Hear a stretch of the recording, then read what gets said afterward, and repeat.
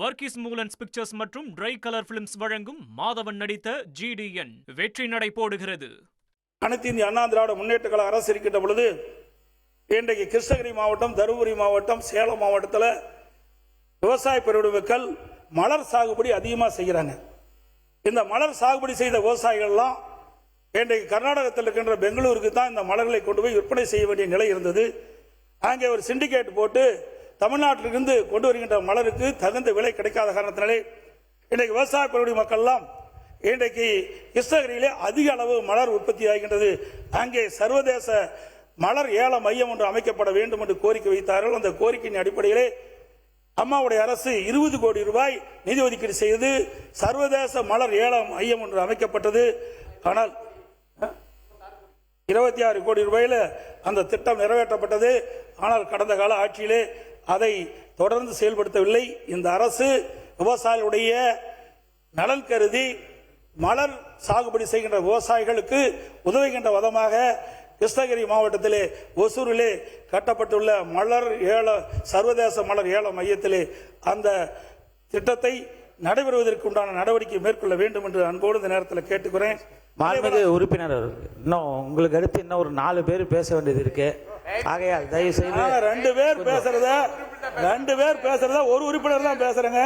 இருங்க, ஏற்கனவே பேரவையில் அனுமதி நானும் கேட்டுட்டு தான் இருந்தேன். லிஸ்ட்ல 2, 3, 4 பேர் இருக்கிறாங்க. அவங்களும் கொஞ்சம் பேசணும். கொஞ்சம் பெருந்தன்மையோட நீங்க கொஞ்சம் பாராட்டுனீங்க.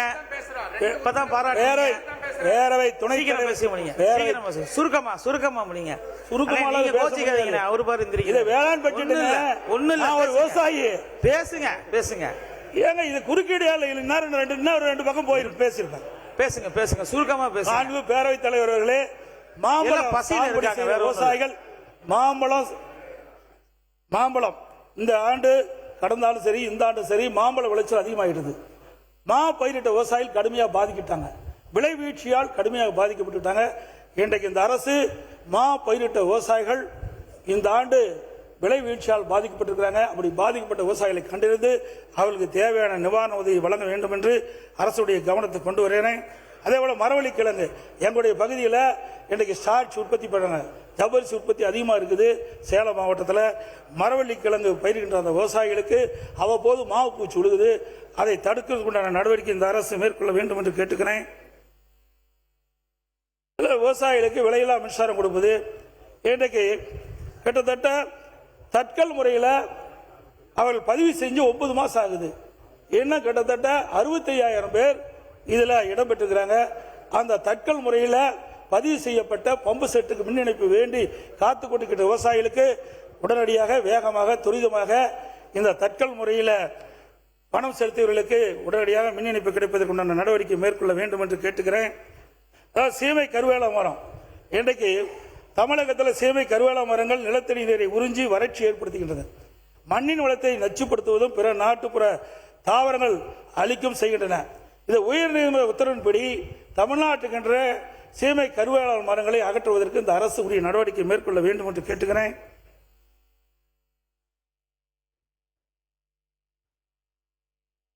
இன்றைய விவசாயிகளுக்கு ஒரு மிகப்பெரிய திட்டத்தை என்னுடைய அதிமுக ஆட்சி இருக்கின்ற பொழுது நான் கொண்டாந்தோம். அதாவது உலகத்தரத்தில் ஒருங்கிணைந்த கால்நடை ஆராய்ச்சி மையம் சேலம் மாவட்டம் தலைவாசல 1102 ஏக்கர்ல 1023 கோடி ரூபாயில அந்த திட்டத்தை நான் கொண்டாந்தோம். அந்த திட்டத்தில் ஒரு பகுதி நான் முதலமைச்சர் இருந்த பொழுது கால்நடை மருத்துவக் கல்லூரி நான் திறந்துட்டேன். அதுக்கு பிறகு ஆராய்ச்சி நிலையத்தை அப்படியே திறக்கப்படாமல் இருக்குது.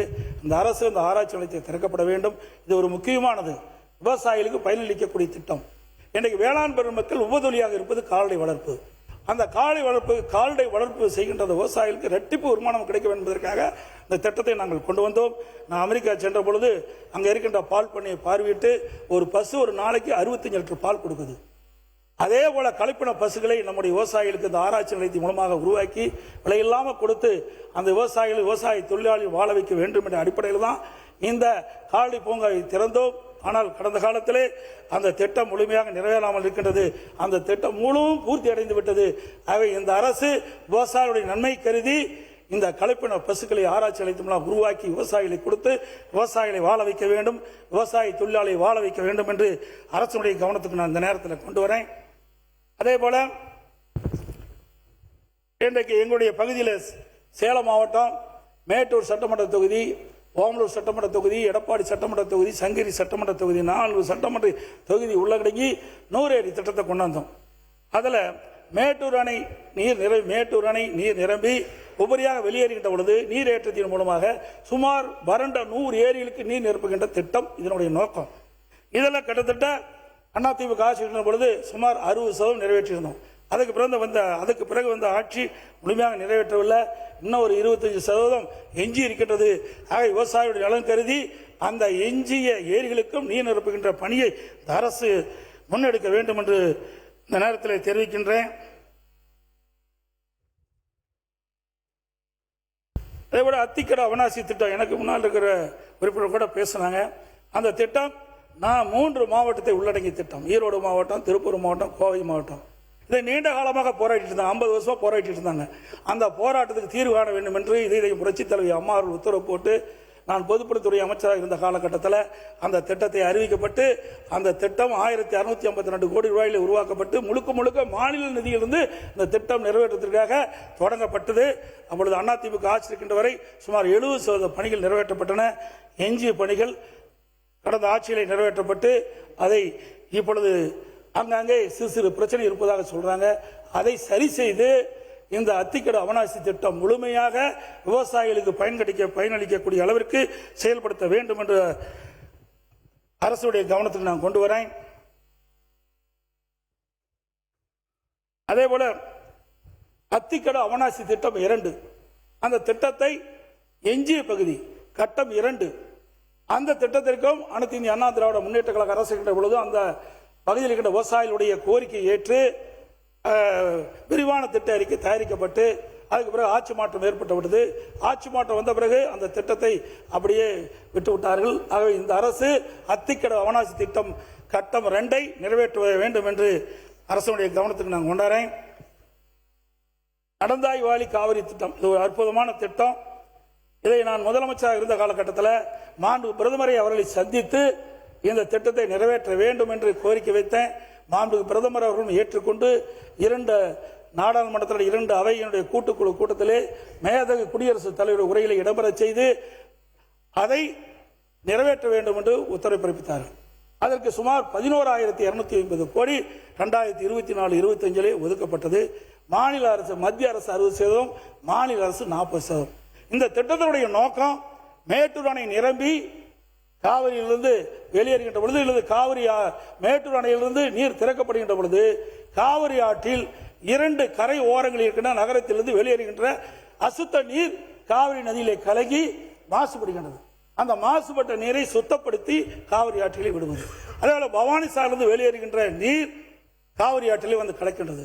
அந்த பவானி ஆறு அணையில் திறக்கப்படுகின்ற நீர் 2 கரை ஓரங்களில் இருந்த நீர் அந்த பவானி ஆற்றிலே கலக்கிறது. அந்த நீரை சுத்தப்படுத்தி ஆற்றில் விடுவது. பிறகு நொய்யல்ல அந்த 2 பகுதி கரையோரம் இருக்கின்ற இன்னைக்கு திருப்பூர் போன்ற பகுதியில் இருக்கின்ற அசுத்த நீரெல்லாம் இந்த நொய்யல் ஆற்றிலே கலந்து நீர் மாசுபடுகின்றது. அந்த நீரை சுத்தப்படுத்தி அது வந்து காவிரி ஆற்றில் கலக்குது. அதே போல அமராவதி ஆற்றிலிருந்து திறக்கப்படுகின்ற நீர் காவிரியில் கலக்கின்ற வரை 2 கரையில் ஓரம் வகின்ற கழிவு நீர் அந்த அமராவதி ஆற்றிலே கலக்குது. அந்த நீரை சுத்தப்படுத்தி விடுவது. மேட்டூர் அணையில் திறக்கப்படுகிற நீர் கடலில் போய் கலக்கின்ற வரை அந்த கரையோரம் இருக்கின்ற அந்த பகுதியில் இருக்கின்ற அசுத்த நீர் அந்த நதியிலே கலக்கின்ற பொழுது நீர் மாசுபடுகிறது. அந்த நீரை சுத்தப்படுத்தி விடுகின்ற திட்டம் தான் இந்த நடந்தாய் வாலி காவிரி திட்டம். 11,250 கோடி இந்த திட்டத்திற்கு ஒதுக்கீடு செய்யப்பட்டது. முதற்கட்டமாக அந்த திட்டம் நிறைவேற்றப்படும் என்று அறிவிக்கப்பட்டது கடந்த கால ஆட்சியிலே. அதற்காக அவர்கள் ஒரு அட்டவணை கூட போட்டாங்க. இதில் முதற்கட்டமாக 934 கோடி மத்திய அரசு அனுமதி கொடுக்கப்பட்டது என்றும், கழிவுநீர் மேலாண்மை 577.151, ஆற்றின் முகப்பு மேம்பாடு 176.98 கோடி, ஆற்றின் மேற்பரப்பு தூய்மை 27 கோடி, திட்ட கழிவு மேலாண்மை 30.89 லட்சம், 30 கோடியே 89 லட்சம், காவிரி கிராம ஆற்றங்கரை ஊர்களில் பங்களிப்பு மற்றும் விழிப்புணர்வு பணிகள் 6 கோடி, இணையவழி கண்காணிப்பு 27.58 கோடி, கல்லணையில் அருங்காட்சி 36.70 லட்சம், பல்லுயிர் பாதுகாப்பு 52 கோடி. இப்படி 934 3.1 லட்சம் கோடி ஒதுக்கீடு செய்யப்பட்டது.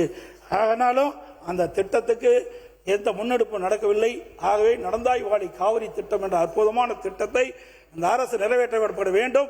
மத்திய அரசு 60%, மாநில அரசு 40% பங்களிப்போடு இந்த திட்டத்தை நிறைவேற்றினால் காவிரி ஆற்றில் சுத்தமான நீர் கிடைக்கும். அதை இந்த அரசு செயல்படுத்த வேண்டும் என்று கேட்டுக்கிறேன். அதே போல தடுப்பணைகள் அதிக அளவில் கட்டணும். அதிமுக ஆட்சி இருக்கின்றது ஆதனூர் நஞ்சை புகழூரில் ஒரு தடுப்பணை கட்டணும், இன்னும் முழுமை பெறல. அப்படி உபரி நீர் வெளியேறுகிற பொழுது இந்த தடுப்பணையை தேக்கி தண்ணீரை தேக்கி நம்ம பயன்பாட்டு கொண்டாடலாம். ஆதனூர் குமாரமங்கலம் நாங்கள் இருக்கும்போதே 95% முடிஞ்சது. கடந்த கால ஆட்சியிலே அதில் ஏதோ குளறுபடியின் காரணமாக அப்படி நிற்குது. அதையும் தீர்த்து இந்த கொள்ளிட ஆற்றின் குறுக்கே ஆதனூர் குமாரமங்கலம் அந்த தடுப்பணை 2 தடுப்பணையும் முழுமையாக கட்டி முடிக்கப்பட்டு பயன்பாட்டு கொண்டு வர வேண்டும் என்ற நேரத்தில் கேட்கிறேன். இது கூட நதிகள் இணைப்புக்கு 5000 கோடி கொடுக்கணும் உங்களுடைய தேர்தல் அறிக்கையில் சொல்லியிருக்கிறீங்க. நேற்றைய தினம் இங்கே கூட காவிரி குண்டாறு வைகை இணைப்பு திட்டத்துக்கு சொன்னீங்க. அதுக்கு 150 கோடி இன்றைக்கு அதுக்கு விரிவான திட்ட அறிக்கைன்னு சொன்னீங்க. அது தவறு.